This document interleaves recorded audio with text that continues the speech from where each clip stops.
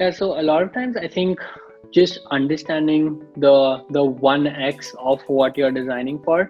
So what I mean by that is like there are two things, right? Like one is what is the viewport size? So that's when you think of a phone, if this is my device, right? Like what is the actual dimension of it, and that is what your viewport is going to be. But then there's also the screen resolution, which is how many pixels can fit, let's say, in within like a small square, and different phones would have different pixel densities. So when you're designing, like figure out, okay, whatever phone I'm designing for, I'm going to stay in the 1x territory. What that means is you're going to design for the actual viewport size, and then you would scale your design on different resolutions.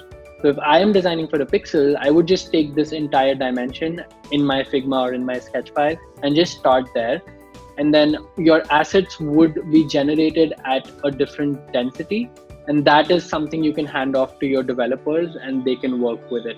So basically, like, given that when I think of Android, right, there's so many Android phones today, so how do you even make sure you're covering everything? And that's where a lot of the Android guidelines come in, where they've defined certain um, like I would say like 1x, 2x, 3x, which take care of like what is the closest dimension that a phone should align to, so that the UI is rendered perfectly. So just follow that, and like everything else would be taken care of.